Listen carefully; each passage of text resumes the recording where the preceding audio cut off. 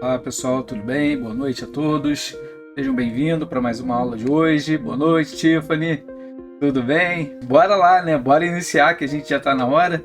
Esperei uns 3 minutos, a galera vai chegando aí devagarinho. Acho que agora deu tudo certo. Boa noite, Bárbara, bem-vinda. Tranquilo, a gente te espera. Nessa apostila da unidade 3, nessa unidade, gramática e suas partes, ela está bem interessante, acredito que vai ajudar muitos alunos ao decorrer das nossas aulas. Para quem vai fazer o paper, vai melhorar na escrita, ela tem bastante regras gramaticais muito importantes para o nosso dia a dia. Então eu acredito que ela vai ser bem útil mesmo para nossa vida em geral acadêmica. Vou me mover aqui um pouquinho para ir para outro local. Então beleza, unidade 3, a gramática e suas partes, do livro Comunicação e Linguagem, dividida essa apostila em 3 tópicos. Tópico 1, as classes de palavras. Tópico 2, pontuação, acentuação e o uso do hífen. No tópico 3, a língua portuguesa, dúvidas pertinentes na escrita de um texto, como você vai elaborar e como você vai utilizar essas regras que nós iremos trabalhar. Então, tópico 1, as classes das palavras. Quando a gente estuda a nossa própria língua, considerada uma das mais difíceis de ser aprendida por outros idiomas, por causa dessas nossas regras gramaticais. A gente tem uma certa irregularidade para apresentar ou para aprender essas partes gramaticais da língua portuguesa, que vai oportunizar o uso em diferentes práticas, tanto da leitura quanto da escrita, interpretações e, claro, a oralidade que a gente vai estar falando ou que a gente vai estar apresentando. Então, assim, as escolas elas acabam responsáveis por dar à nossa base um certo acesso a essas aprendizagens gramaticais das normas padrão da nossa própria língua. Claro, das regras gramaticais gerais, como a gente vê, são várias. Então, o uso de intensificadores, conectores, como pontuações, poder ter sentido a frase em si, a nossa leitura ou a nossa fala, para oportunizar diferentes práticas, principalmente com foco nas áreas profissionais. Fundamental manter as práticas de análise linguística, leitura constante de diferentes tipos de livros, de jornais, de reportagem, tipos de linguagem, com os vários recursos que a gente tem hoje, principalmente acesso à internet, cursos principalmente argumentativos, literários, ortográficos, discursivos, sintáticos, morfológicos, semânticos. São palavras até bem um pouco fora do nosso comum, às vezes, para a gente entender, porque a nossa fala sai naturalmente. Mas se a gente for ver bem em análise mesmo de um texto, de uma fala ou de uma escrita, todas elas estão presentes. Então são vários tipos de textos que a gente tem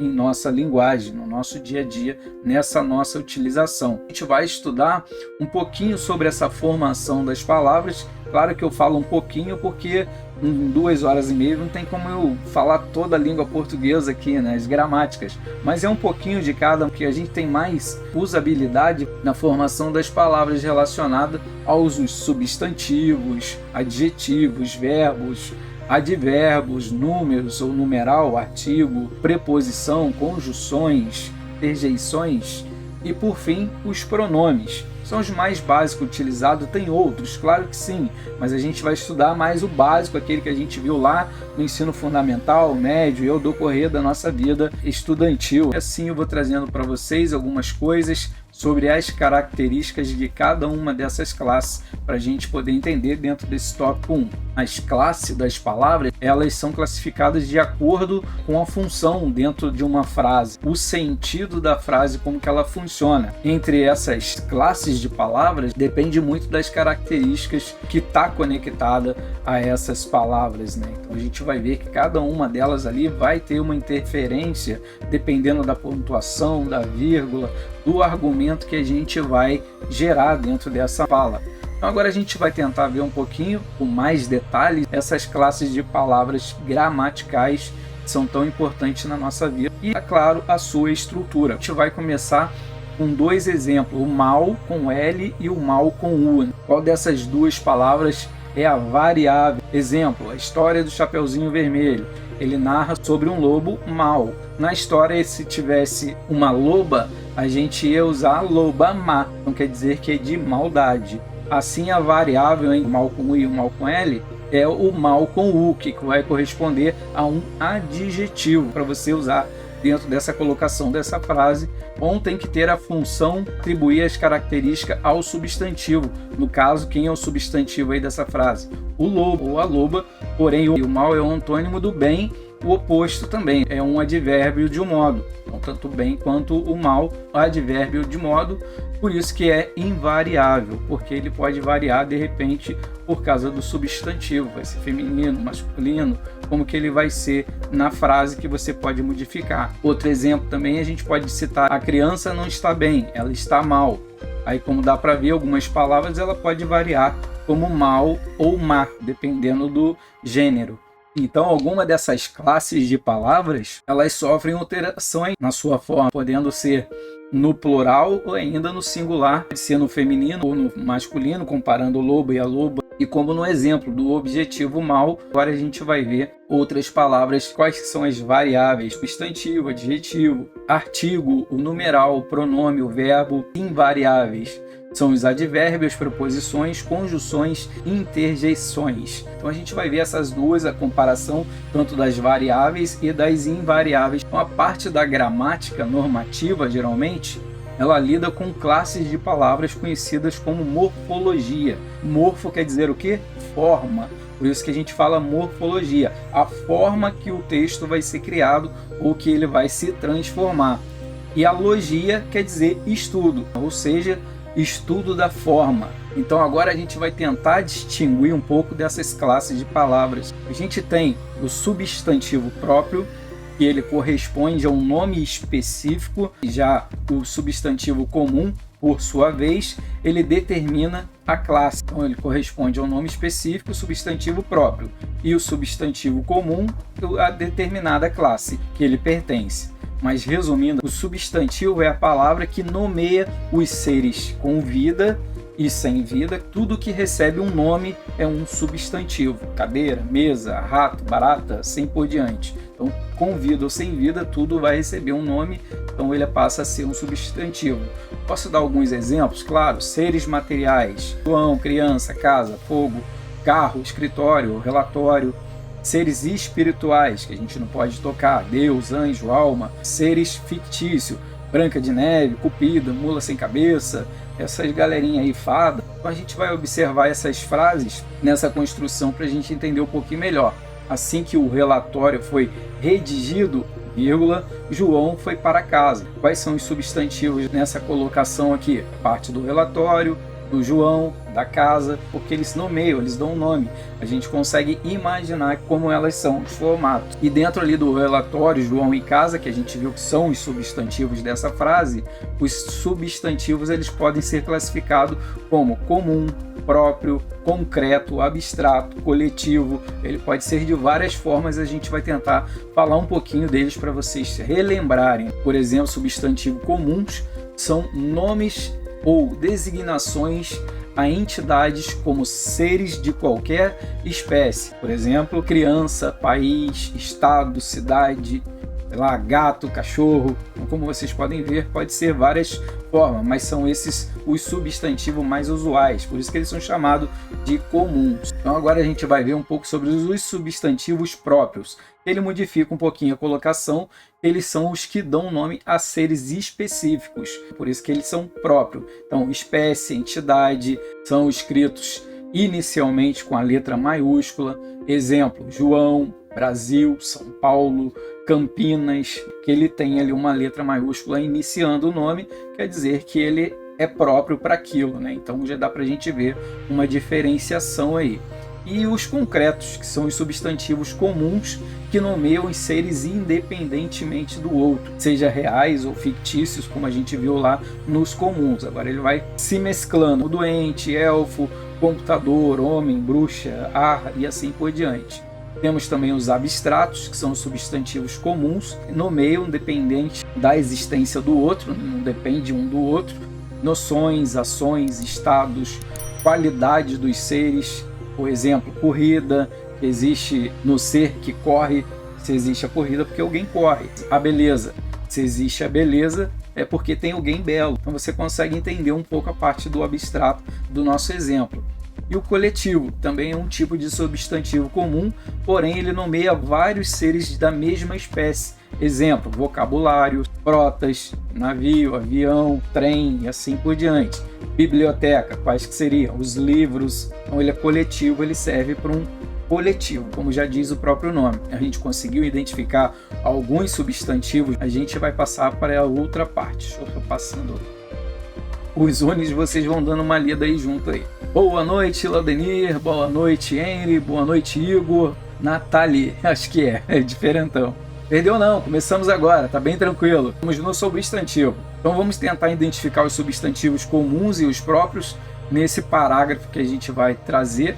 Então sublinhamos os substantivos próprios. Para participar do debate, foram convidados o cineasta Manuel Rangel, ex-presidente da Agência Nacional de Cinema. Quanto identificamos o ex-presidente, o sociólogo, o professor, cientista, o ex-reitor, educadora, então a gente utiliza letras maiúsculas, como a gente pode ver, e assim a gente tem os substantivos comuns. Quando a gente utiliza o substantivo próprio, é quando atribuímos os nomes às pessoas, às entidades, letras iniciais maiúsculas. Então essa foi a diferença, que a gente colocou aqui o substantivo comum, que eu circulei, e o que eu sublinhei é o próprio. Quais são os nomes que a gente nomeou ali? O Manuel Rangel, Agência Nacional de Ciência, César Barreira, Universidade Federal, Hélio Trindade, Universidade Federal Rio Grande do Sul, Integração Latino-Americana, e a Jaqueline Moll. Então todos eles ali estão iniciando com letra maiúscula, e aí já está apontando substantivo próprio. E assim a gente vai trazendo algum outro. A gente vai falar um pouco sobre os adjetivos. A gente já falou do substantivo e eu vou trazendo para vocês agora os adjetivos. Os adjetivos são as palavras que caracterizam classes das palavras, como ela funciona. Então aqui, ó, jornalista criativo, humor inteligente, hotel limpo. Se a obrigação virar o adjetivo, tem problema no subjetivo. Quer dizer o quê? Ela tá achando estranho, né? Pô, hotel limpo geralmente não é dentro da colocação dela. Então nessa imagem a gente vê um meme bastante interessante para ver as funções do substantivo e dos adjetivos nesse texto.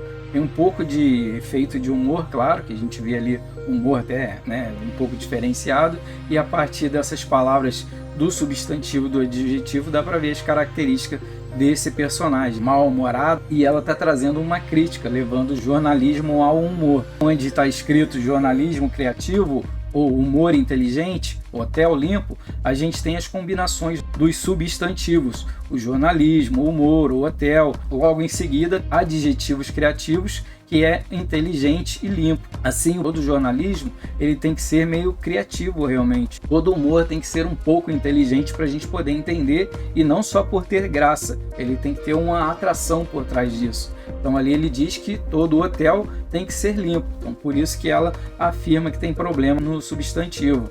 Então dessa forma, adjetivo não seria muito necessário, porque esse substantivo eles devem atender essas características como obrigação naquela parte do humor dela, né? Então, tá? Aqui dá pra gente ver que esse adjetivo liga o substantivo, está ligado ao hotel, substantivo, inteligente, adjetivo, e está ligado ao humor, substantivo, e o criativo, que é o adjetivo, está ligado no jornalismo, substantivo.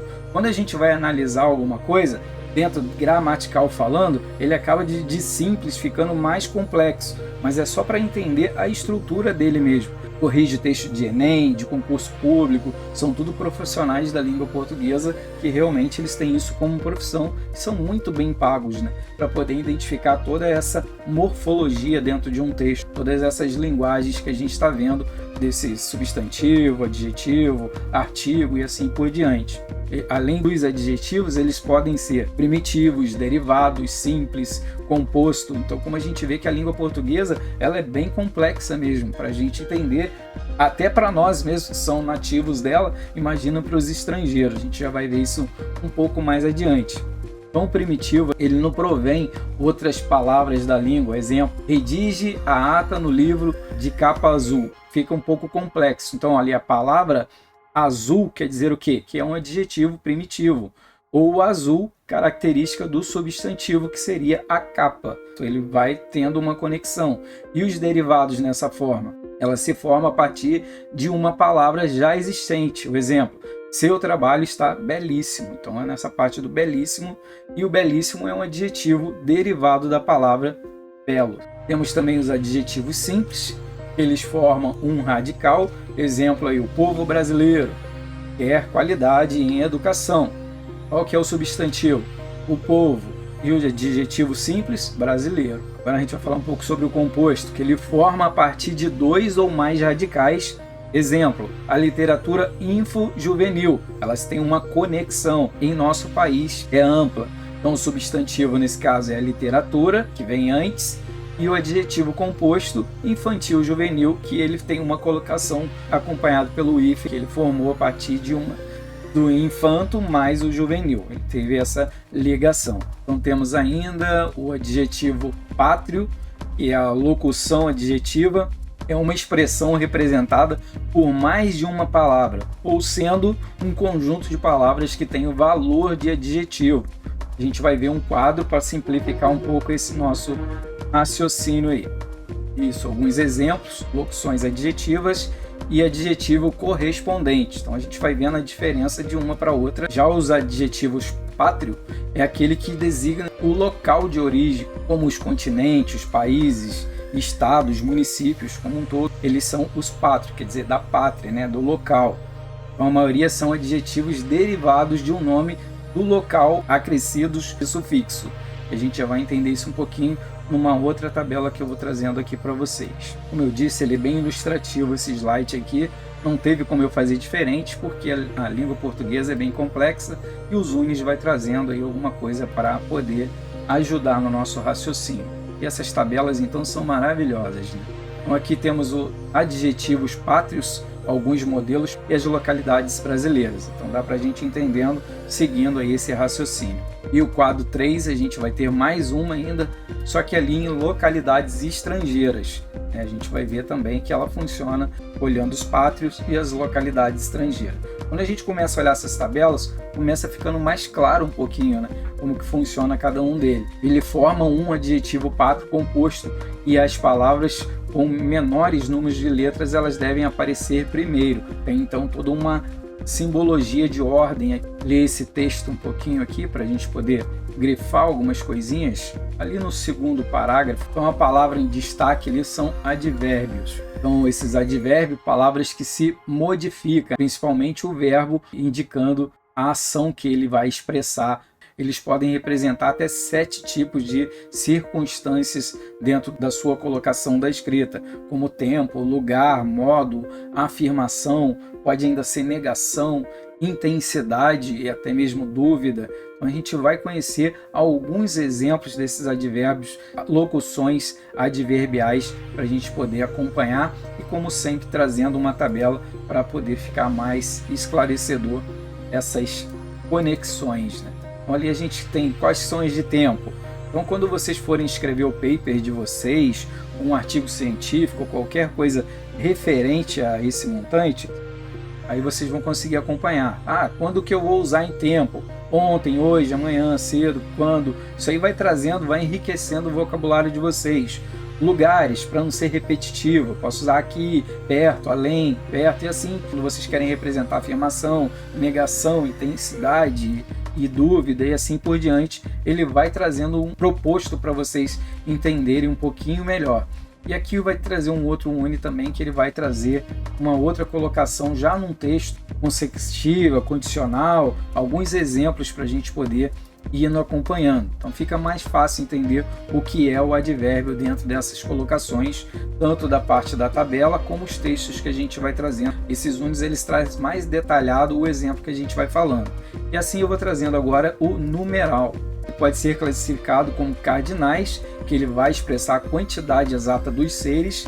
Os ordinais, por sua vez, ele já expressa a ordem desses seres, dos seres. E os multiplicativos, ele apresenta ou ele expressa o aumento da proporção, quantidade e multiplicação. E tem os fracionários, que é o quê? Aquele dividido em várias pequenas partes, né? Que ele expressa diminuição da quantidade ou mesmo a divisão. Então aqui ó, dá para ver alguns exemplos de numerais, então, os cardinais, ordinais, múltiplos, e assim vocês conseguem ver, mas vocês vão dando uma acompanhada aí no que eu vou falando. Nesse caso aqui do cavalo e do raso, tem o uso de animais, né, como personagens. Parece que eles estão conversando mesmo na nossa língua, né? Então, se a gente deparar com o uso do e o o, são os artigos masculinos, primeiro indefinido, o segundo é definido, e o artigo definido, ele percebe que é introduzido pela primeira vez por um homem, e o cavalo e o asno quando ainda não se conhece. Os personagens da história, por sua vez, o texto passa a empregar um artigo definido, o, antes dos personagens. Então, essas colocações que ele está trazendo para vocês aqui dentro do texto. E o artigo indefinido, porque sua função dentro de um texto é apresentar inicialmente personagens que ainda não conhecemos. Quer dizer, ele ainda vai entrar na história. Se o fosse numeral, teria a função de quantidade. Então, lembrando que os artigos eles são utilizados antes dos substantivos. Pode ter ali o artigo definido ou indefinido. E o que são esses dois? Então, o definido, ele trata do ser da mesma espécie. A, o, as, os. E o administrador, por exemplo, um exemplo aqui, o administrador da empresa. Vou dar o, né, no singular, e eu já estou me referindo a vários administradores. Não dá para a gente entender. E o indefinido, ele trata de um ser de qualquer espécie. Então, umas, uns, uma e assim por diante. Um administrador da empresa. Então, estou dizendo que é um administrador em específico. Fica um pouco diferente, porque ele vai modificando nesse contexto quando você coloca o administrador da empresa, que ele vai definir, ele trata de um ser da mesma espécie, e um administrador de empresa que pode ser variável. Agora a gente vai trazer um pouco sobre a preposição. Bom, aqui a gente vai trazer um pouco da preposição.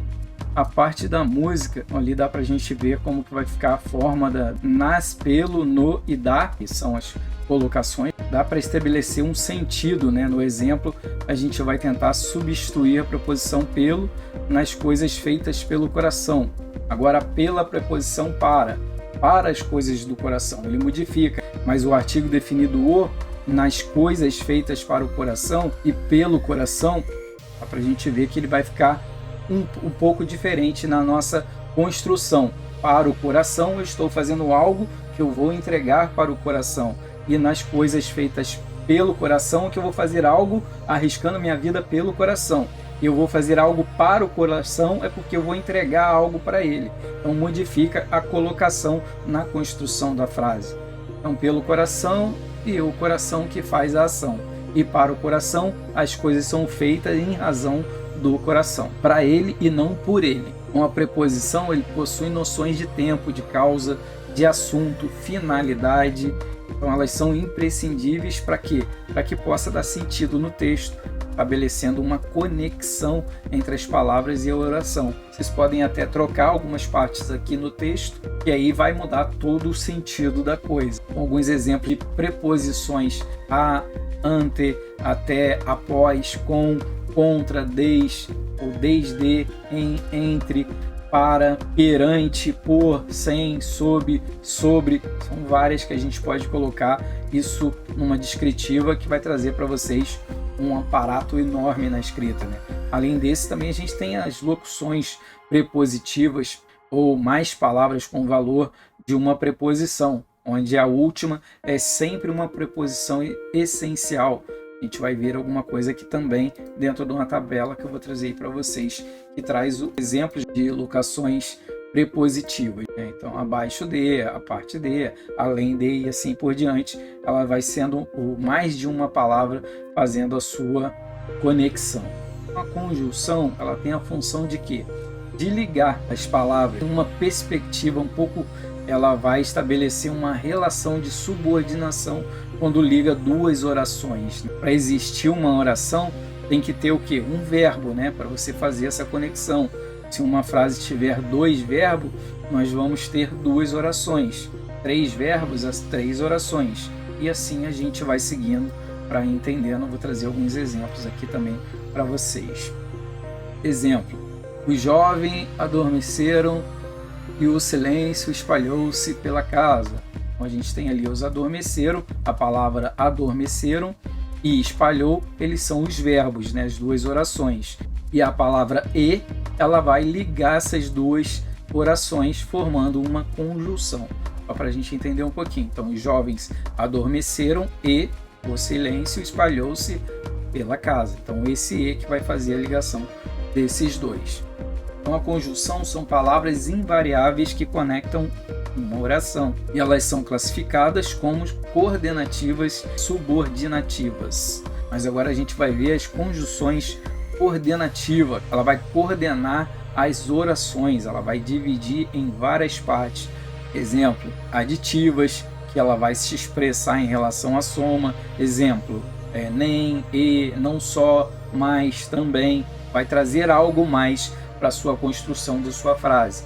E as adversivas expressam a relação de adversidade. Exemplo: mas, porém, todavia, contudo, não obstante, entretanto. Olha só, são muitas palavras que enriquecem na construção do nosso vocabulário, né, do nosso texto. As alternativas, ela expressa o que? Sentido de alternância. Eu estou alternando de um assunto para o outro. Ou ora, ou seja, sequer, querer. Ela vai trazer um sentido de alternância.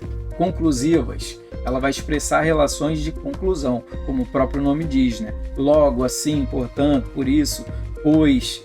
Vai ver que ela tem um proposto ao verbo. E as explicativas, que ela expressa sentido de explicação.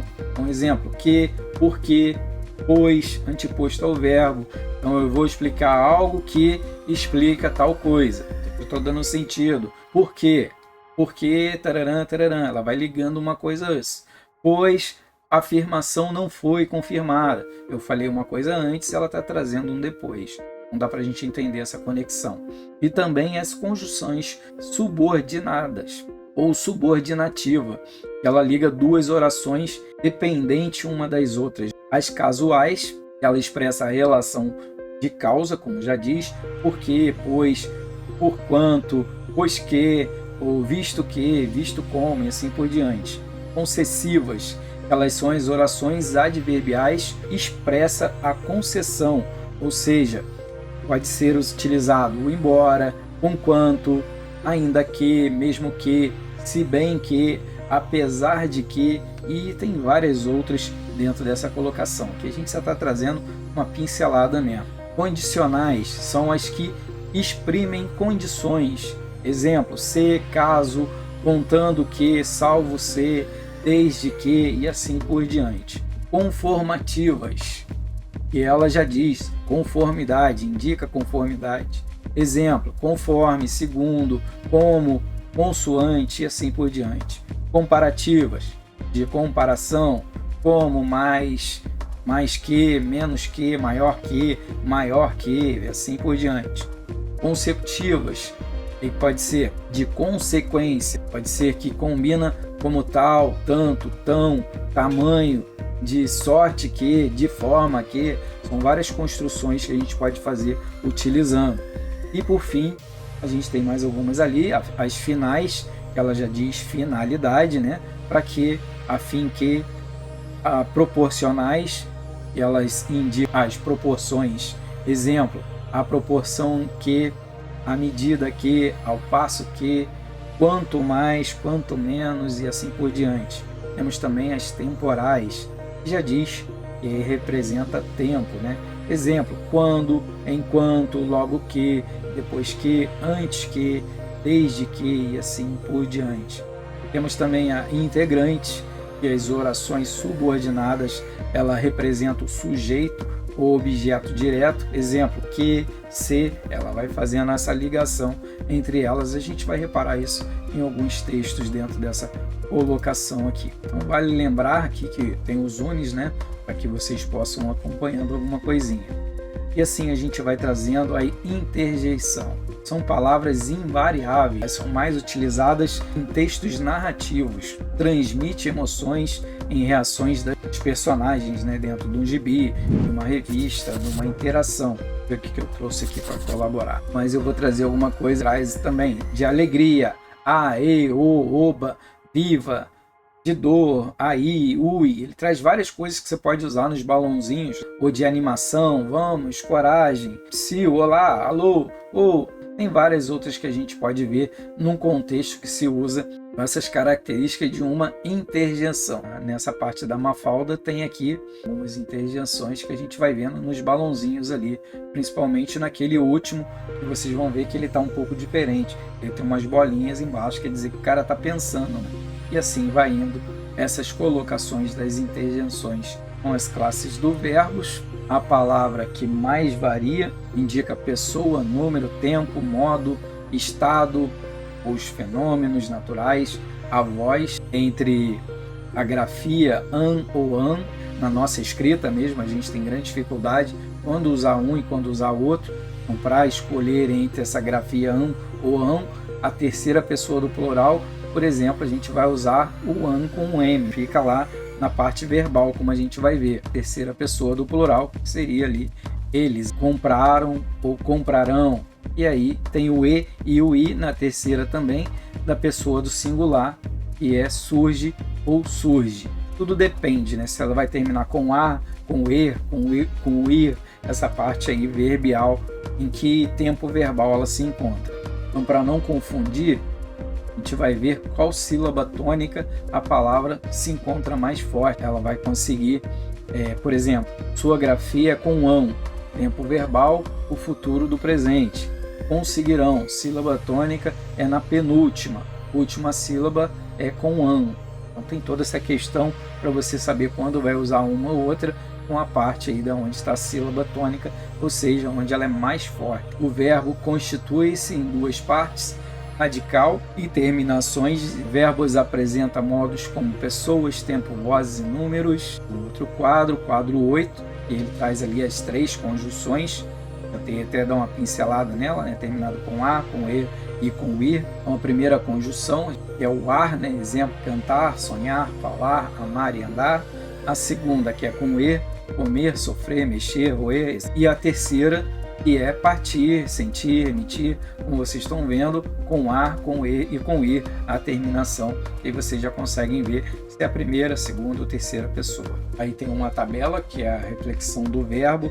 Ele pode ser modificado do singular e do plural. Então, os números singular e plural, pessoas primeira, segunda e terceira pessoa, modo indicativo, substantivo, imperativo, o de tempo é o presente, passado e o futuro, e a voz pode ser ativa, passiva ou ainda reflexiva. Como pode ver, a nossa língua portuguesa ela é muito complexa realmente. Ela traz muitas enances que a gente pode navegar por elas, né, na construção de um texto ou ainda mesmo numa leitura, trazendo esse amparato aí para a gente. Então, números e pessoas é singular. Então, eu ando, tu andas, ela anda. Plural, nós andamos, vós andais, eles andam. Já ali no modo verbal, ela ajuda a mostrar a intenção que a gente quer expor as ideias, por exemplo. Então, indica dúvida, possibilidade, certeza, ordem. E os verbos ainda pode ser classificado em 3 modos. Quais são esses modos? O modo indicativo, que indica onde o fato ocorreu ou vai ainda ocorrer, né? Ocorrerá. Exemplo, Pedro partiu ontem. Já passou, né? Ele já ocorreu. E o modo subjuntivo, ele não é certo, acontecerá, porque futuro, tudo pode mudar. Exemplo, quem sabe eu vá à reunião, se não chover. A gente pode ver, né, uma coisa certa. Ele só indica que pode ser modificado dependendo do acontecimento. Mas numa escrita você utiliza ele. E o modo imperativo indica a ordem. Então pode ser um pedido, súplica, sugestão, convite, tempo verbal. Um pouco mais complexo. Ele pode ser dividido até em 3 grupos, que é o presente, o passado e o futuro. E o passado, por sua vez, ele pode dividir pretérito perfeito, imperfeito, mais que perfeito. Futuro pode se dividir em futuro do presente, futuro do pretérito. Ainda a gente tem a voz verbal. O verbo ele sofre uma reflexão da voz. como a sua voz ativa. A gente pode dar um exemplo. Os alunos estudaram muito para a avaliação. Então, o sujeito da frase é os alunos. Eles realizaram a ação do verbo estudar. A voz passiva, por sua vez, ela recebe ou ainda sofre a ação. Exemplo, Carolina foi machucada por Aline. Então, o sujeito é Caroline e quem recebeu a ação foi o verbo machucar. A reflexiva, ele pratica a ação em si mesmo e a recebe. Exemplo, Cláudio penteou-se assim que levantou. Então, o sujeito é Cláudio, ele fez nele mesmo. Formas nominais, aí pode ser apresentado em 3 formas nominais. Isso eu vou passar. Passo aqui. Pode ser infinitivo. Exemplo, estudar é preciso. Indica a ação. Nesse caso, o infinitivo ele pode ser pessoal ou impessoal, né? Porém, apresenta um sujeito que, por sua vez, será pessoal. Ele não vai se referir a ninguém, né? Ele vai ser impessoal. Exemplo, é proibido fumar neste local. Comer muita doçura faz mal à saúde. Ele não está se referindo a uma pessoa, mas num grupo em geral. O gerúndio está em desenvolvimento ainda não chegou ao final. Exemplo, Alex está viajando. Ele está no percurso ainda, não conseguiu chegar, então é considerado ainda está em andamento. E o particípio, que ele vai apresentar um fato que já terminou. Exemplo, José foi multado. Tem mais volta, já foi multado. O carro está estragado. A casa foi vendida. Pode reverter a situação? Até pode, mas a ação já aconteceu. Temos ainda o verbo regular, formado pelo radical SOFR, sofre esse elemento, então ele vai permanecer. Verbo irregular, ele vai sofrer uma irregularidade. Exemplo, o verbo pedir, formato radical é o PED, pede.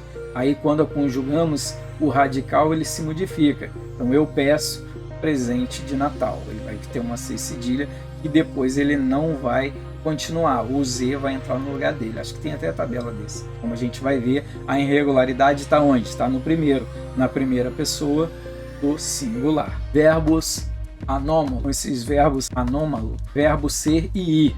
Exemplo do quadro também, trouxe aqui um quadro para a gente.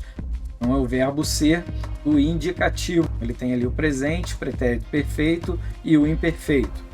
Então eu sou, fui e era. Dá para ver que está ali conjugando todos eles aqui numa vez só. A gente vai vendo a modificação dele, dependendo do seu tempo verbal, como você vai utilizar ele. Temos também os verbos defectivo, ele não possui todas as formas. Exemplo, o verbo abolir, eu abolo. Usamos eu vou abolir, eu estou abolindo. Eu não posso colocar assim, eu coloro, colorir, eu vou colorir algo, né? Ainda estou colorindo. Agora o verbo abundante. O verbo abundante são os verbos que possuem 2 formas, o regular e o irregular. Como é que procede em cada um deles? Cada um vai trazendo a sua morfologia. E a gente vai entrando nos pronomes. Então os pronomes geralmente é utilizado para substituir um certo substantivo. Exemplo, os acadêmicos estudaram muito para a prova, mas ela era difícil. Nesse exemplo aqui, o pronome ela vai substituir o substantivo prova.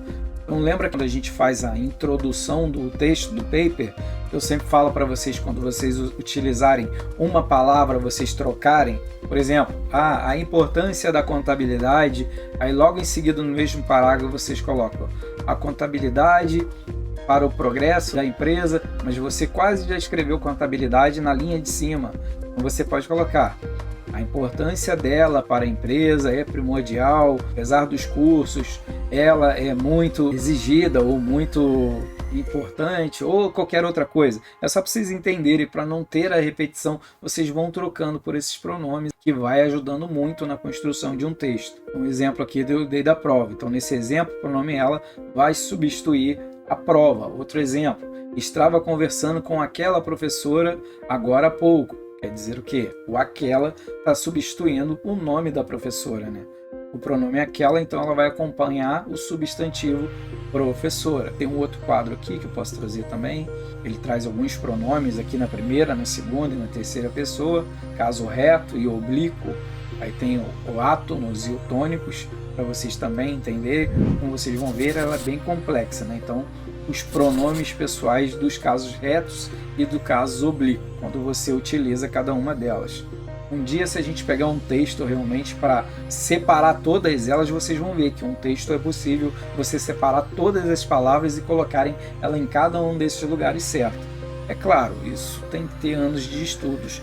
Não é uma coisa que o ensino fundamental e médio vai deixar a gente não. Ele vai dar a nossa base. Aí quem quiser seguir a carreira vai fazer uma faculdade, uma pós referente a isso, que tem, né? Tem pós-graduação em língua portuguesa, tem mestrado, doutorado, então você pode seguir dentro das linguagens. E a gente tem ainda parte dos pronomes possessivos, que faz referência à pessoa do discurso. Então ela indica a relação de posse existente dentro, que ele vai trazer ali a pessoa da discussão, e os pronomes possessivos, por sua vez, utilizam ele na primeira, na segunda pessoa do singular, na terceira, e na primeira, segunda e terceira do plural, para a gente enriquecer também os nossos vocabulários nessa forma de escrita. O pronome possessivo, por sua vez, ele facilita identificar o falante, né? Quem que está escrevendo. O uso de sua mãe, né? Refere-se à terceira pessoa do singular, que seria ela. Ele indica a relação entre o espaço entre as pessoas.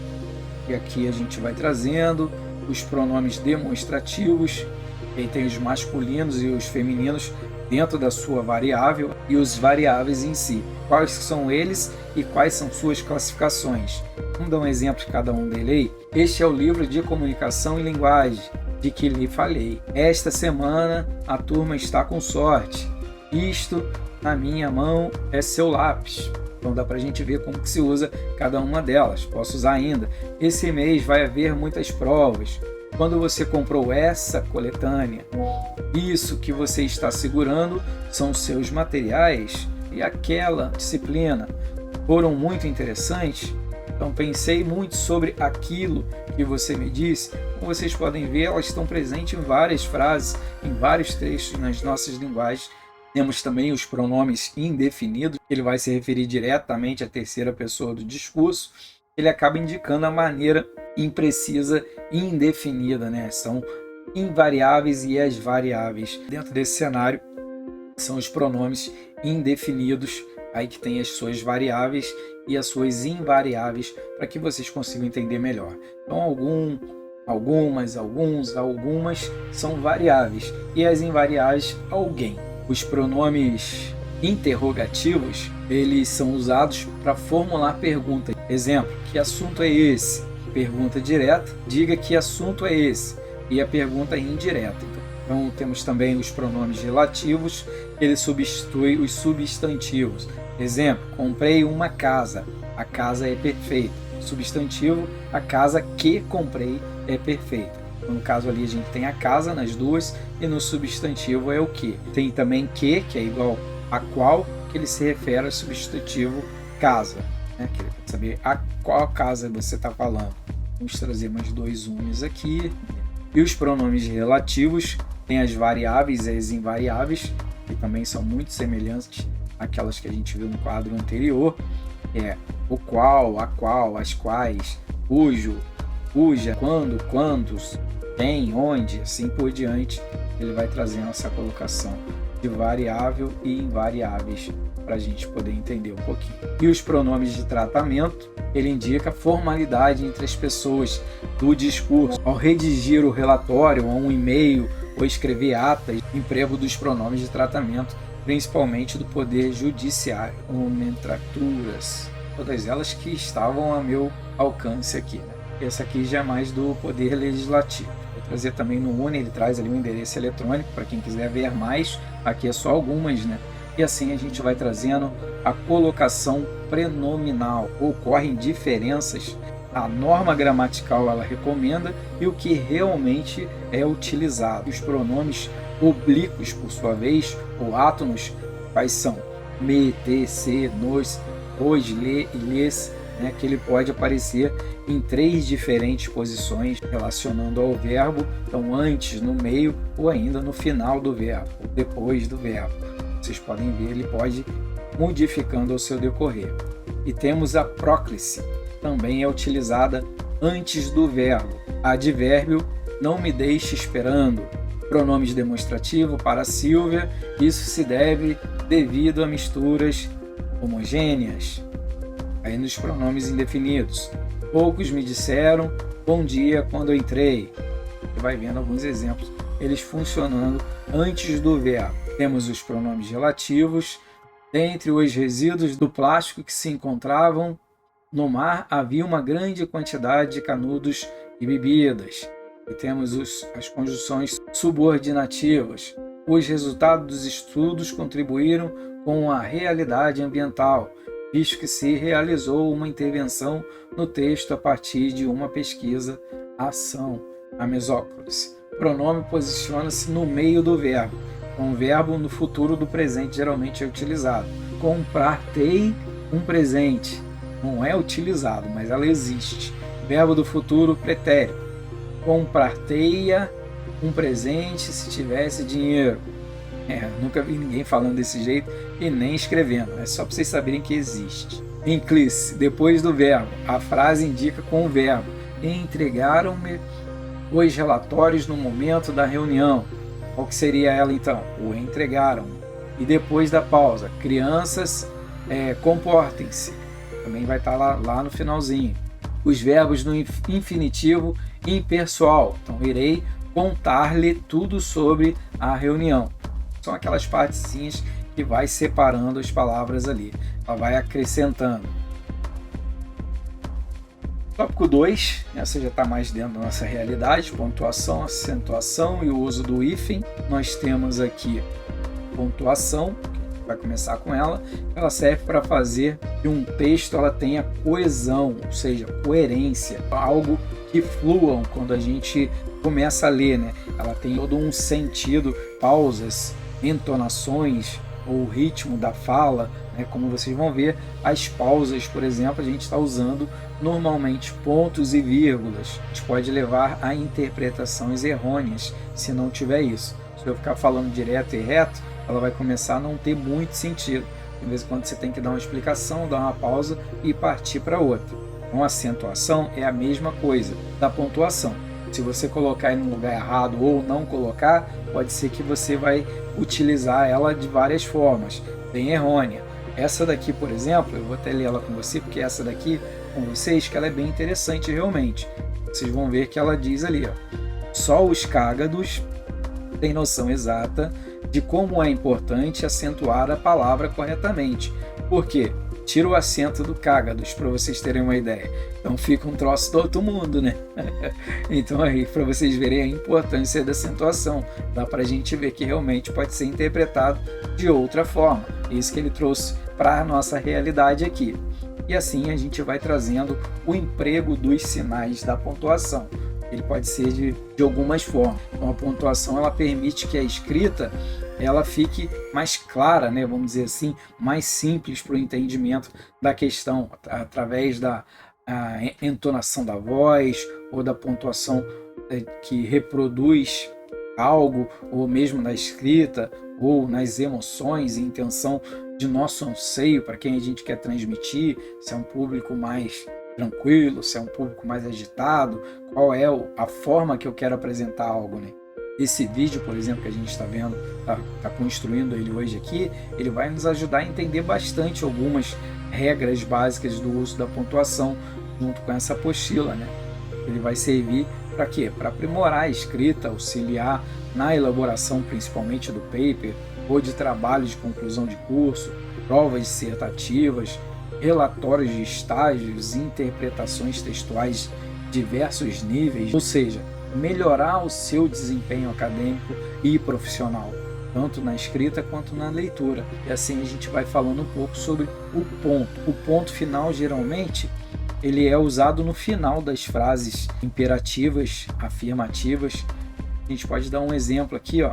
Estude para avaliação, sendo assim uma frase imperativa.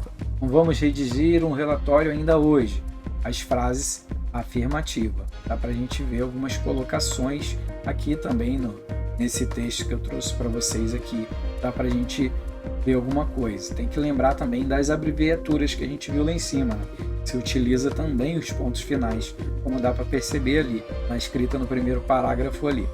Então, senhor, senhora, senhorita, página. Lembra lá que para a gente achar as citações diretas, eu uso na pesquisa P ponto. Então, para vocês verem que tem ali, ó, P ponto, porque o ponto quer dizer página, né? Etc. Ou CIA, que é companhia, e assim tem várias outras. A gente utiliza o ponto final para poder encontrar essas. Tem as suas exceções, por exemplo, exceto a unidade de medidas, metros, horas, quilos, isso aí não se coloca ponto final, mas as outras abreviaturas sim, vocês usam. Tá, agora vamos falar um pouco sobre os dois pontos. Os dois pontos são mais utilizados para marcar suspensão da voz. Numa frase não concluída, por exemplo que a gente pode dar: o computador tem a seguinte configuração. Aí você vai falar sobre a configuração. Você coloca dois pontos que você vai escrever várias coisas referente a essa configuração. Memória RAM de 500 GB, um HD de 120 GB, fax modem, placa de rede, som, placa-mãe, memória e assim por diante. Então você vai colocando ali todas as suas pontuações como você quer colocar. Mas o que é o principal? O computador tem as seguintes configurações, dois pontos, é uma pausa, e a partir dali você vai colocando elas. Ou ainda, antes de uma citação, eu lhe responderia, dois pontos, a vida é uma ilusão, responderia e o que foi que ele respondeu. Como já disse a música, ou como já diz a música, o poeta não morreu. E assim você poderia trocar por outra coisa.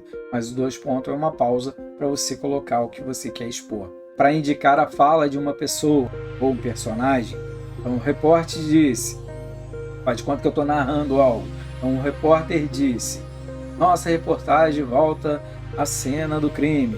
Então, quer dizer, o repórter disse, o dia hoje está nublado, chuvoso e assim por diante. Você dá uma pausa que você vai entrar com a fala de outro interlocutor. Para indicar esclarecimento, um resultado, um resumo que já foi feito. Também pode ser, por exemplo, o Ministério da Saúde adverte. Aí o que ele adverte? Fumar é prejudicial à saúde. Coloca dois pontos ali para ele colocar o que é que ele está advertindo. A vacina do coronavírus faz bem à saúde, algo assim. Então, só para vocês entenderem a colocação dessa construção. E o ponto e vírgula se usa quando? Então, ponto e vírgula, nesse caso, ele serve para intermediar entre o ponto e a vírgula. Então, naquela parte lá, vamos dizer que se fosse uma respiração, ele ficaria no meio dessas duas. O ponto seria uma respiração maior e a vírgula uma menor. E o outro ponto e vírgula ficaria no meio das duas. Mais um exemplo aí. Para itens de uma enumeração, as vozes verbais são voz ativa, passiva, reflexiva. Para aumentar a pausa antes da conjunção adverbiais, mas, porém, contudo, todavia, então ele vai substituir a vírgula nesse caso. Não deveria entregar o documento hoje, aí ponto e vírgula. Porém só entregarei amanhã à noite. Ele teve uma respiração um pouco maior do que uma vírgula. Porém, só entregarei amanhã à noite. Outro exemplo aqui. Para separar orações coordenadas que já tenha vírgula em seu interior. Ele usa para poder ter essas pausas ponto e vírgula. Primeiro uma vírgula, ela tem um pouco maior, e uma outra que fica um pouco menor, e depois ponto e vírgula para ter uma pausa maior. Agora vamos falar um pouco uma realidade mais voltada para nós, que é a vírgula. Isso. Então ela pode modificar o sentido do texto. Tem até um texto ali falando um pouco sobre a vírgula, que o valor semântico da vírgula, se quiserem se aprofundar um pouquinho melhor, vocês podem ficar à vontade.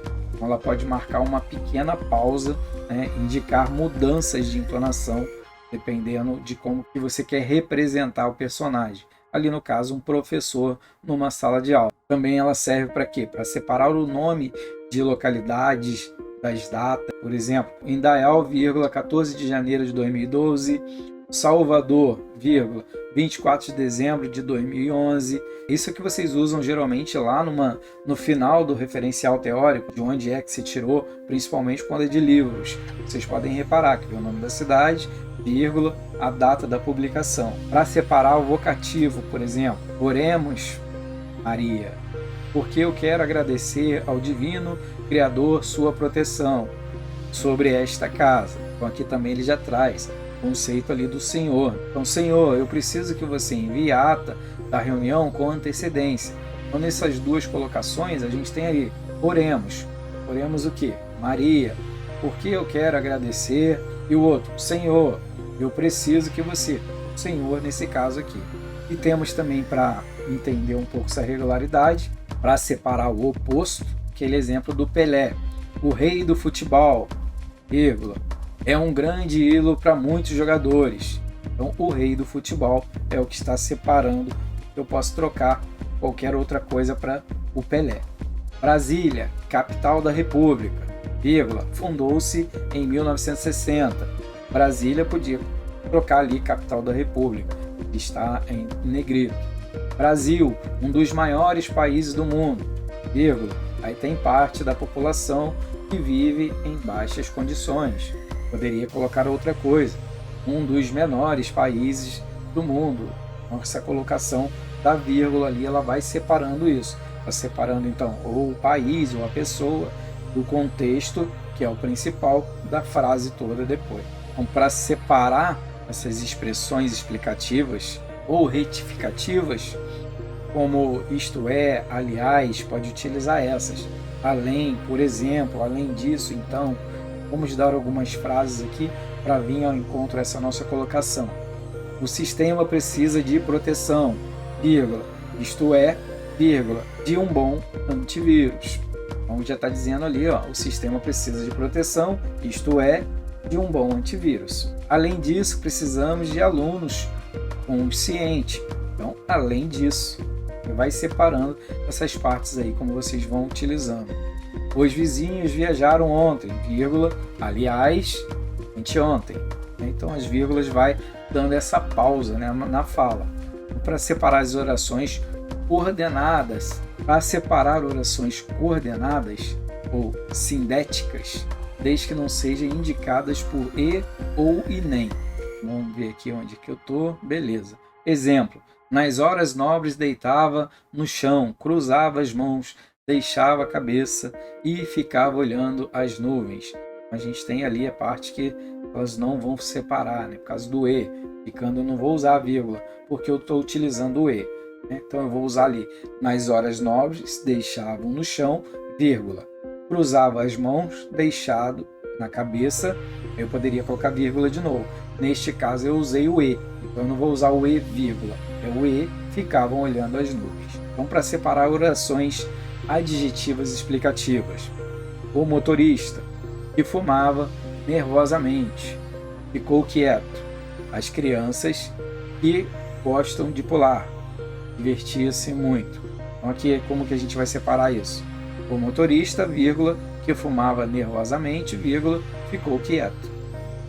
As crianças, vírgulas, que gostavam de pular, vírgula, divertiram-se muito. Dá para a gente ver que no contexto da transformação da frase, ela necessita de uma pausa, porque ela não vai trazendo uma conotação direta, né? Uma conotação direta. Ela precisa de uma pausa para ter sentido, para fazer sentido. Para separar o adjunto adverbial, vamos ter aqui, com a pá, retirou a sujeira. Vamos ver, eu separei elas ali, com a pá, vírgula, retirou a sujeira. Para separar termos da mesma função sintática, exemplo, gostava dos amigos, vírgula, da cidade, vírgula, e das coisas. Quer dizer, ele gostava de várias coisas, para ele nomear elas, ele utilizava essa vírgula para complementar. Crianças, jovens e idosos participaram do manifesto contra a violência. Então aqui, ó, eu já tenho 3 autores ali na minha frase, crianças, jovens e ídolos. Se eu vou usar 3, eu só vou usar vírgula na primeira. Crianças, vírgula, jovem e idosos. Eu não vou colocar jovens, vírgula, idosos. Não, que eu já vou colocar os dois porque tem 3. As últimas, geralmente, sempre você vai colocar o e. Por exemplo, se eu falasse várias coisas aqui da galera que está aí. Bárbara, vírgula, Laudaí, vírgula, Henry, vírgula, Bianca, vírgula, Evelyn, vírgula, Cristiano, Danusa. Aí eu usar o e na última. Entende? Porque eu ia usar as vírgulas para mim poder colocar elas na última. Para a frase ter mais coerência, eu vou usar um E. Só para a gente entender essa colocação aqui. Então, para separar elementos paralelos de um provérbio, exemplo, pai, vírgula, tal filho. Casa de ferro, vírgula, espeto de pau, vírgula, é proibido o uso de vírgula. Quais são eles? Entre o sujeito e o verbo de uma oração. Dá um exemplo aí. Alguns administradores estiveram no Congresso. Então, nesse caso aqui, ele não vai usar, por causa que tem entre o sujeito e o verbo. Administradores estiveram. Nesse caso aqui não vai ter. Não seria admissível, pois comprometeria a lógica estabelecida na relação entre o sujeito e o verbo.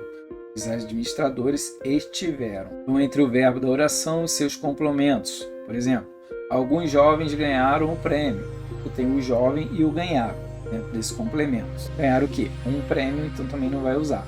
Então, o verbo ganharam não seria cabível, comprometeria a lógica da construção da frase em si, a relação do verbo e o adjetivo direto. Tem que estudar bastante essas partes gramaticais para quem realmente quer ter uma escrita de excelência. São todos que têm? Sabe que não é, né? Sabe que às vezes a pessoa escreve hiper bem, coisa e tal, mas quem entende na parte gramatical realmente vai encontrar alguma coisa que não está excelente. E você tem que tentar evitar mais o quê? O ponto e vírgula? Não. É mais as partes mesmo de escrita, ortografia. Tem um certo sentido para que seu cliente não receba algo fora do contexto ou ainda escrito de forma errada. E assim a gente tem o ponto de interrogação. Geralmente ele é utilizado no fim de uma palavra ou de uma oração ou ainda de uma frase, quando indica uma pergunta direta, por exemplo, quem é você?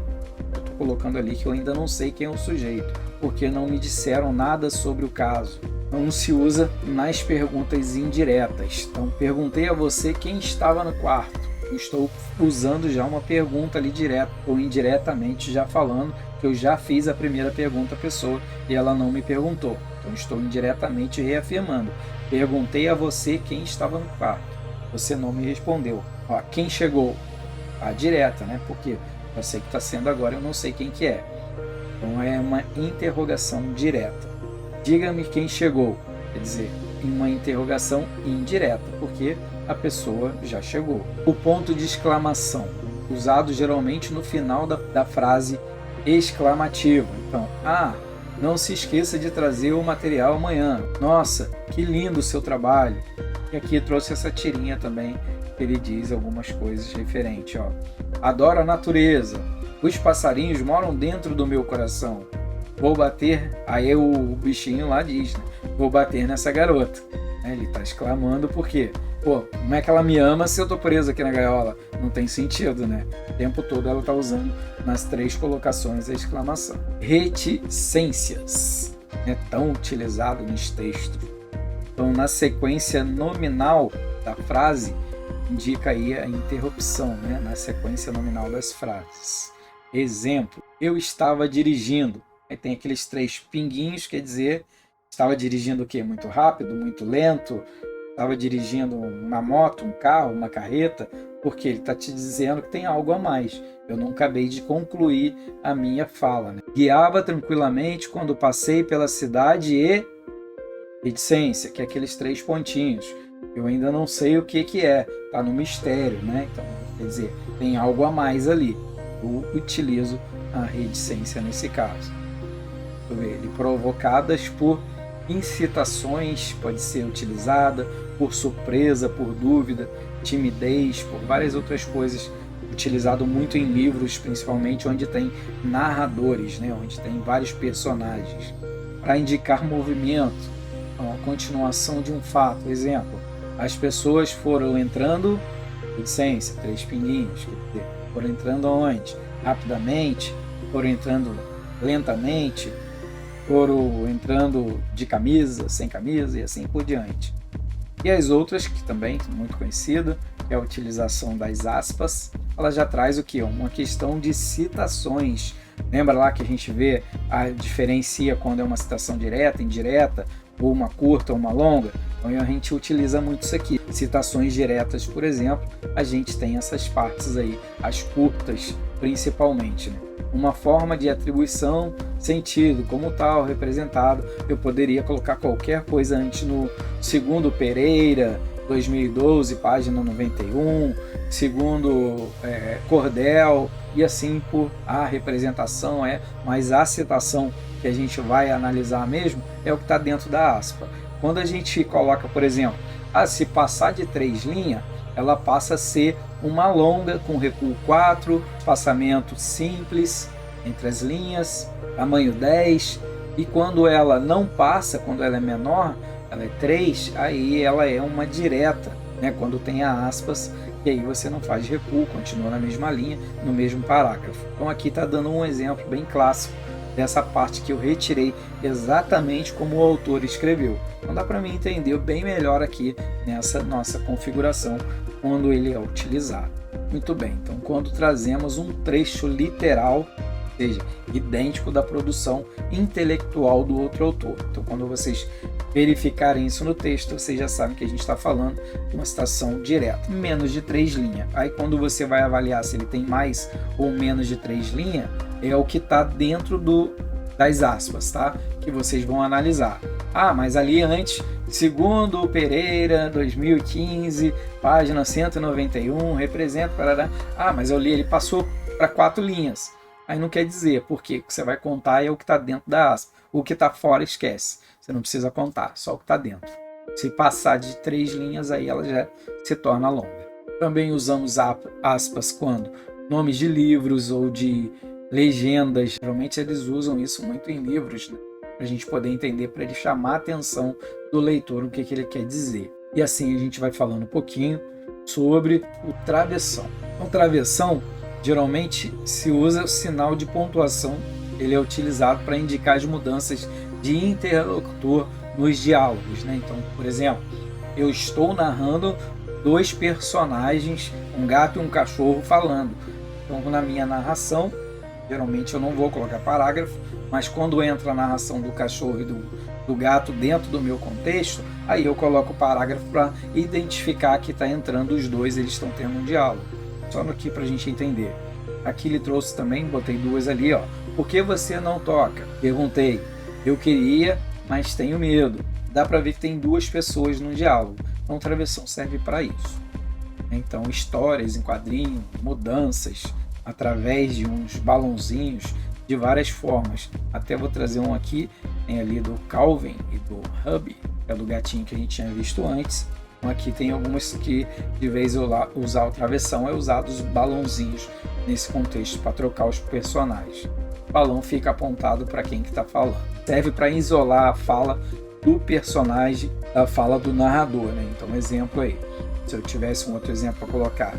E deseja agora? Aí gritou-lhe afinal a voz transtornada. Então, por que eu coloquei? Na mesma linha. Então, travessão. E deseja agora? Algum personagem perguntando. Aí eu, como narrador, vou acrescentar, né? Gritou-lhe afinal a voz transtornada. Eu quis que vocês imaginassem como era a reação daquele personagem. Então eu coloco o travessão na frente da linha da fala desse personagem. Quer dizer que eu, como narrador, estou interferindo nessa linguagem. Então está tendo uma terceira pessoa no diálogo. Os 2, vamos dizer, autores, né, os 2 principais, que estão na história, e eu narrando algumas partes da história. Ou descrevendo, por exemplo, gritou-lhe afinal a voz transtornada com a roupa rasgada, agora toda manchada de sangue. Quer dizer, eu como narrador estou trazendo para vocês um cenário para vocês imaginarem o personagem. Os parênteses, eu trouxe aqui para nós a função mais intercalada do texto, né? Então ela indica acessórios, algo a mais, né? Então ele vai assessorar, por exemplo, alguma coisa nessa construção da frase. Na separação ele vai identificar a ordem explicativa. Vou dar um exemplo aqui. Os escândalos estão proliferando. Aí eu coloco as aspas. A imagem política do Brasil está manchada por todo o país. Mas eu poderia simplesmente retirar e colocar os escândalos estão se proliferando por todo o país. Mas eu quis dizer ali o quê? Qual é o país? A imagem de qual país e que cenário é? Então eu disse que é uma imagem pública do Brasil, como o Brasil está sendo visto pelos outros países. Se eu não colocasse nada, poderia ser qualquer país, certo? Então isso serve para mim chamar a atenção do leitor. Serve também para você colocar ali, por exemplo, no início do livro, quando tem lá em cima, no final, Mário Quintana, vírgula, Rua, Porto Alegre, 1972. Quando você vai colocar lá no referencial teórico, algumas vezes eles colocam isso, outras não, depende muito do tipo de leitura, né? Geralmente vai em cima. Vamos ver, agora vamos falar um pouco sobre acentuação. Então, a acentuação das palavras, ele trouxe ali o acento gráfico. Geralmente ele tem 3 nomenclaturas, né, que é a aguda, a circunflexa e a grave. O acento agudo é aquele virado para a direita, o circunflexo é o chapeuzinho da vovó e o grave ele virado para a esquerda, só para a gente lembrar. Tudo depende da sílaba, né, da força. Uma sílaba tônica que é pronunciada com mais força. As outras sílabas, por exemplo, elas são chamadas de átonas. Então a tônica é mais forte dentro das átonas. Você tem que encontrar qual que é. Um exemplo, a gente tem cadeira. A sílaba tônica é a penúltima, dei. E as outras cá, irá, são átonas. Então, as sílabas tônicas, elas só podem ocorrer nas 3 últimas sílabas. Passando disso, ela já não conta muito. Se fosse no espanhol, ela é um pouco mais avante, ela vai um pouco além. Agudas, as lianas, sobresdrúnjula e as esdrúnjulas. Então, elas são uma mais do que a nossa, um pouco mais complexo. Então, a nossa aqui é 3 e deu para bola, né? Então a última é chamada de oxítona. A penúltima é a paroxítona e a antepenúltima é a proparoxítona. Lembrando que ela tem uma versão de você contar ela de trás para frente. Vamos trazendo as classificações de acordo com a tonalidade ou a tonicidade das sílabas. Então, as sílabas tônicas elas podem ser oxítonas, paroxítona e proparoxítona. Paletó, a última é oxítona, é a mais forte, certo? Paletó é a penúltima, que está sem o acento, ela se tornaria paroxítona. E paletó, que a primeira fica mais forte, aí é a antepenúltima, que ela seria proparoxítona. Então antes a gente tem as palavras com uma sílaba, né? Que são chamadas de monossílaba. Ela pode ser átonas ou tônicas. Monossílabos tônicos, eles são independentes e possuem a mesma força, né, das sílabas tônicas. Por exemplo, a, pá, o, les, todos eles têm acento, né? Eles ficam bem fortes e elas são as tônicas aqui no caso, são chamadas de monossílaba porque ela tem uma sílaba só, ela não se separa. E as monossílabas átonas, ela precisa de um acompanhamento de uma outra palavra. Então a gente vai ver quais situações a gente deve acentuar certas palavras. Por isso eu vou falando um pouco sobre a proparoxítona. Então todas as proparoxítonas, elas levam acentuação. Exemplo, sábado, ela tem 3, sábado. Qual que é a sílaba tônica mais forte? É o sá. Elétrico, ela tem 4, porém só vai contar os 3. Elétrico, só vou contar as 3 últimas. O, tri, lê. O lê é mais forte, elétrico. Então aqui ela fica. Música, matemática, vários outros aí vocês vão ver. Lâmpada, né? Fôlego e assim por diante. Já a paroxítona, ela acentua todas terminadas em L, em N, em R, em X, em ão, yei, né? Por exemplo, amável, louvável, elétron, açúcar, vírus, órfão, imã, benção, são várias aí que vocês vão ver nessa terminação. Tem outras regras? Claro que tem, mas vocês têm que estudar, olhem um pouco na apostila e vocês podem colocar na internet, vocês vão encontrar várias.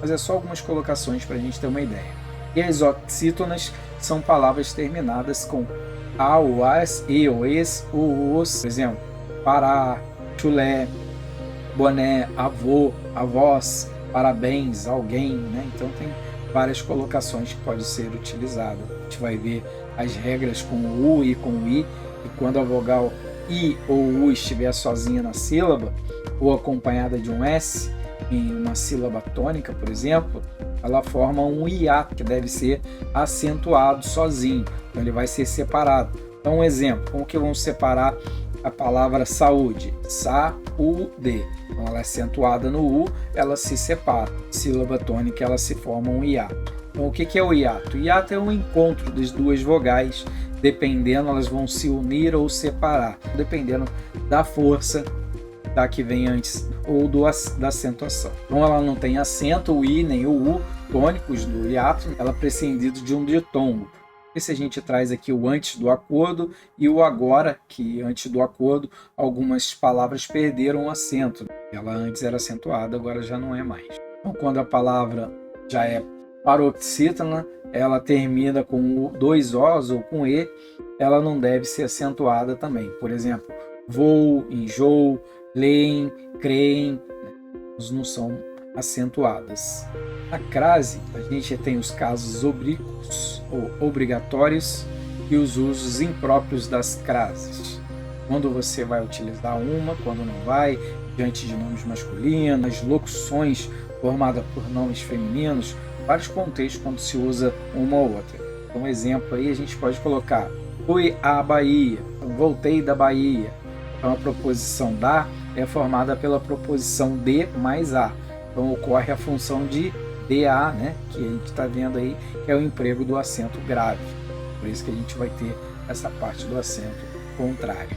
Casos facultativos também, antes dos nomes femininos, referente a pessoas, refira-me a Ariane, aí não vai acento, refira-me a Ariane, aí neste caso aqui ele vai poder modificar, dependendo muito do contexto da sua frase. Tem algumas colocações que são opcionais, você coloca ou não. Ou antes de pronomes possessivos femininos, a nossa capacidade ou a nossa capacidade. Vai ser o mesmo contexto, pode utilizar ou não. Então, o if aqui a gente tem a parte de enlocuções, ele não recebe em if, por exemplo, substantivas, adjetivas, predominais, adverbiais, prepositivas com conjuncionais. Então, exemplo de algumas locuções substantivas, a gente usa ponto e vírgula no final de semana, por exemplo, sala de jantar. Locuções adjetivas, predominais, tem várias formas aí da gente utilizar. Mas, no geral, a locução ela não recebe em hífen. Temos algumas exceções. Cor de rosa, cor, hífen, de, hífen, rosa. Então, usa.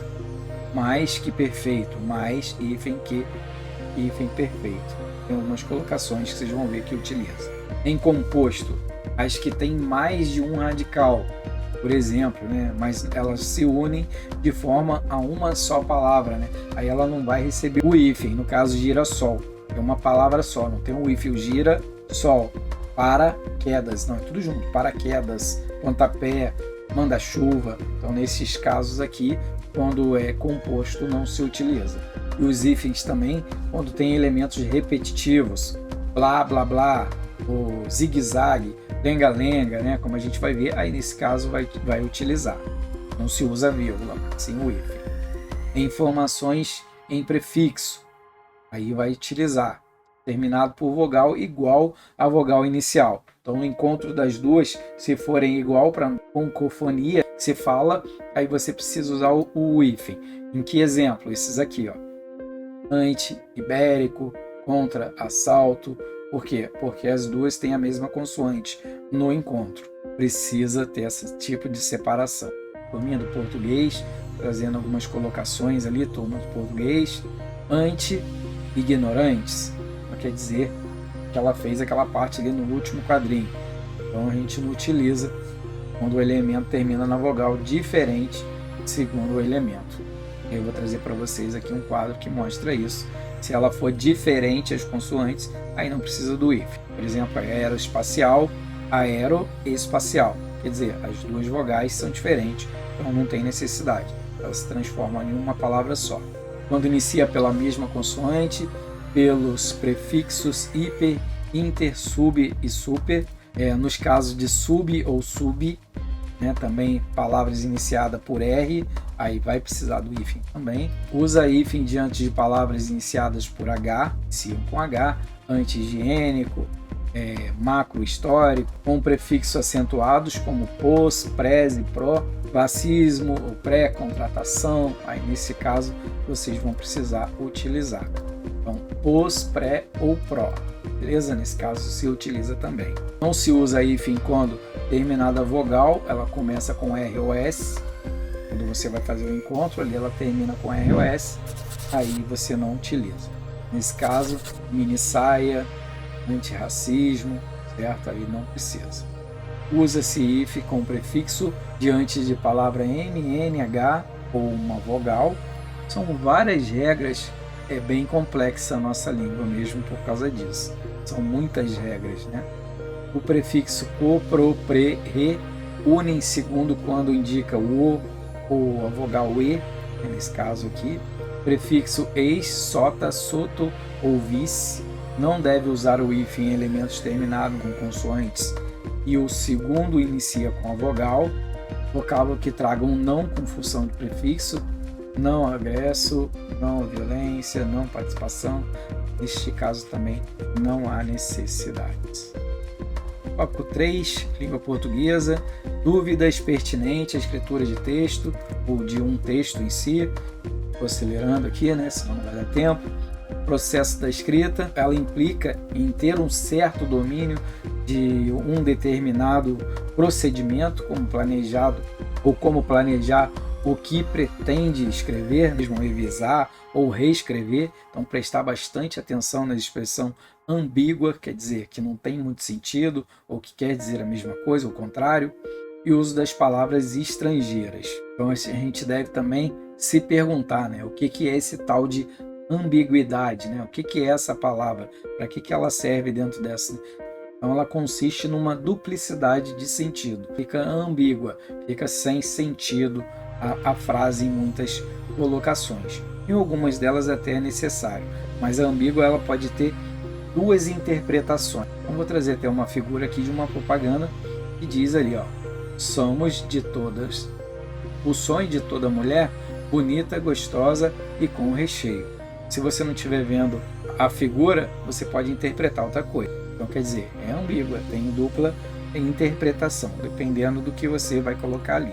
Traz essa colocação nesse texto 1 e ali no texto publicitário teve um duplo sentido com a intenção de despertar a intenção, né, ou a atenção do interlocutor. Por isso que ele colocou isso lá, um picolé, mas ele podia se referir a um homem, por exemplo. Sonho de toda mulher. No texto 2, não era intencional num primeiro momento, mas depois sim, esse tipo de linguagem é muito encontrado em textos publicitários e humorísticos. Então, se você for ver bem mesmo, olha só que interessante é esse. O garçom pergunta a um sujeito que entra no bar: o senhor o que toma? Ele responde: eu tomo uma boa vitamina pela manhã, remédio para combater minha dor nas costas e os sábados uma cervejinha com os amigos. Eu acho que o senhor não me entendeu, diz o garçom. O que eu perguntei é o que o senhor gostaria. Bom, eu gostaria de ser rico, de ter uma casa na praia, de viajar bastante. O que eu quero saber é o que o senhor quer para beber, diz o garçom, já irritado. Bom, vamos ver. O que é que você tem? Aí o cara, falou com o garçom. Eu nada não, só um pouco chateado porque o meu time perdeu e o salário daqui é muito baixo e estou me sentindo sozinho. Então, o cara esculachou o garçom o tempo todo e ele revidou no final. Então, a ideia inicial talvez o cara fez sem querer, mas depois parecia que o cara estava tirando sarro com ele. E no final ele fez a mesma coisa, retribuiu. Aqui a gente pode ter várias interpretações ambíguas. A caixa caiu perto do supermercado. Que caixa que caiu? A caixa do supermercado que passa as compras ou uma caixa? Comprou balas perto da praia. Que tipo de bala? Bala de comer ou bala de atirar? Suas ações lhe trouxeram muitos bens. Ações financeiras ou ações voluntárias? Algo que eu fiz de bom. São interpretações ambíguas. O estrangeirismo, elas são as palavras que expressam a língua estrangeira, como o próprio nome diz. Então aqui também trouxe alguma coisa, como ela já está bem entrelada no nosso dia a dia. Aí a gente está vendo Sally, Food Delivery, Office, tem várias coisas aí que já está americanizado, né, principalmente no cenário brasileiro. Então, estamos cercados de estrangeirismo, né, por várias um mundo aí mais globalizado, não só no Brasil, mas como no mundo inteiro. Tem muitas outras aí, como Delete, Enter, Notebook, e a gente vai ver que já está no nosso dia a dia, a gente nem percebe que não é uma língua nacional, é vindo de outro lugar. Então, pleonasmo, ele entra para dentro. Vamos dizer então que algumas palavras que a gente fala no sentido que a própria palavra já diz, entrar para dentro. Pô, se você vai entrar, já está dizendo que é para dentro, né? Subir para cima, se você vai subir, já está dizendo que vai subir, é para cima, né? Então tem várias coisas aí que a gente vai ver. Goteira no teto. Se é uma goteira, geralmente está vindo de cima. A gente tem essas lógicas e ele traz uma chargezinha.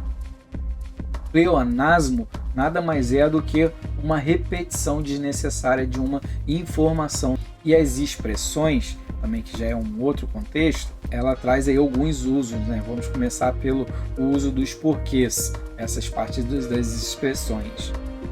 Então, o uso dos porquês, a gente tem hoje 4 maneiras de grafar esses porquê, que é o emprego dos porquês em si.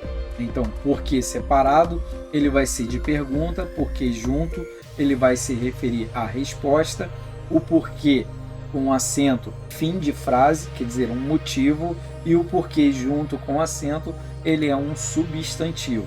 Isso cai direto e reto em várias provas, vamos dizer, de Enem, de concurso público.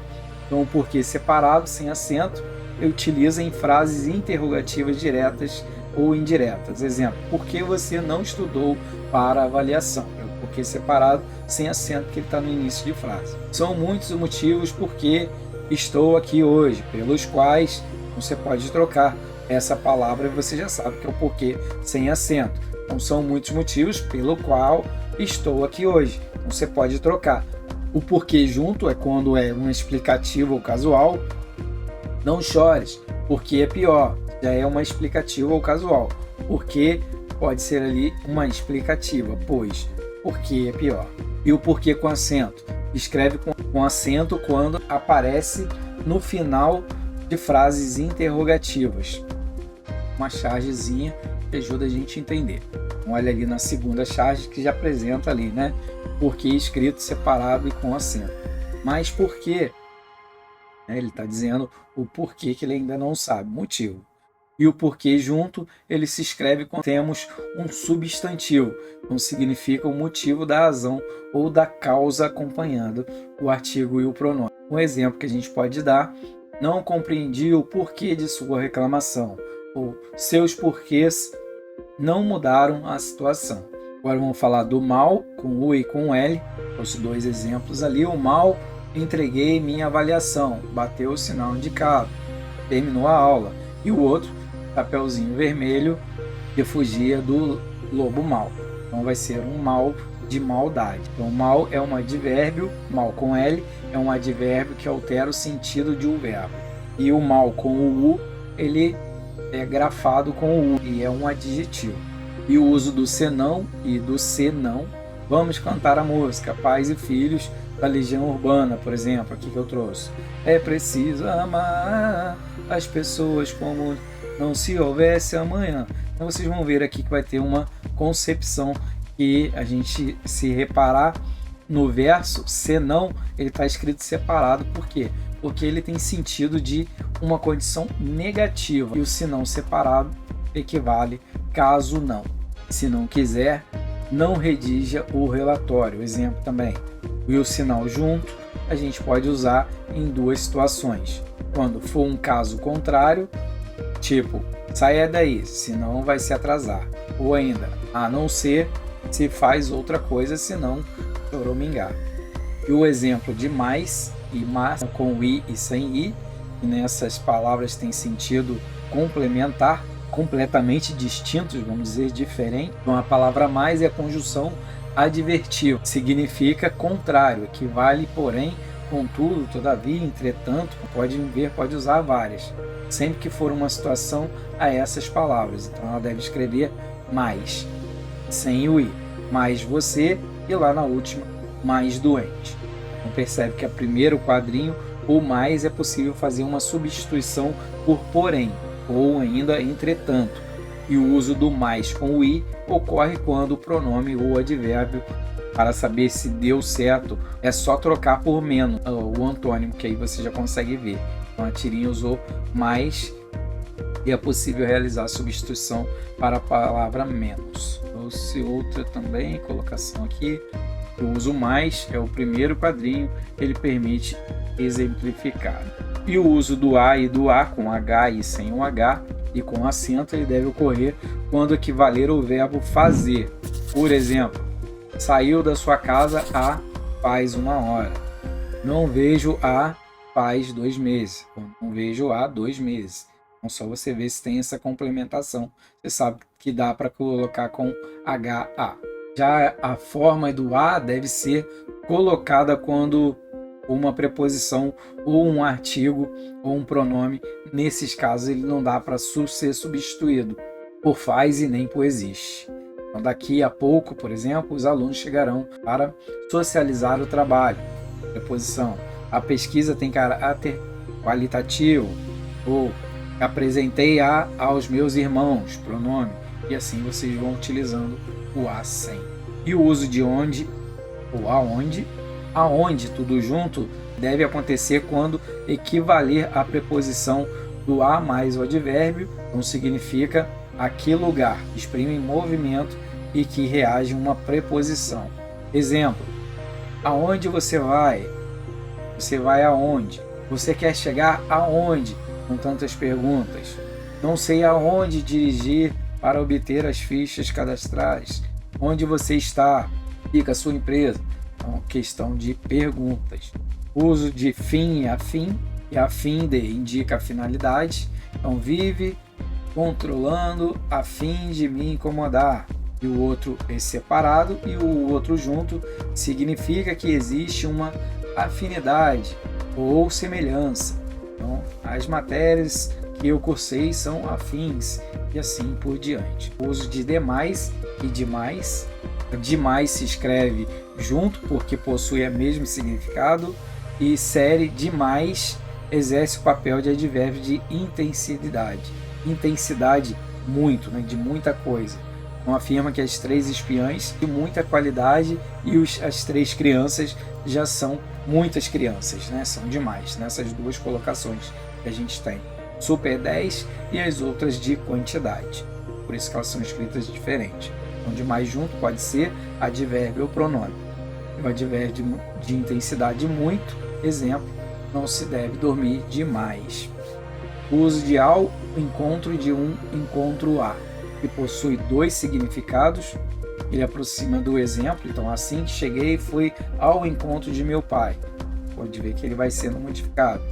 E do outro modo, a gente tem a expressão de encontro, significa colisão, choque. Exemplo: ao correr, o aluno foi de encontro à parede. Ele vai mudar do ao para o de. A cerca ou a cerca. São 3 colocações bem diferenciadas que pode mudar todo o contexto de uma frase, mas eu trouxe aqui uma imagem bem simplificada que dá para vocês observarem. Então, a cerca separado corresponde ao artigo definido, a o substantivo cerca, sentido o vínculo ou vinculado a uma construção feita ao redor do terreno.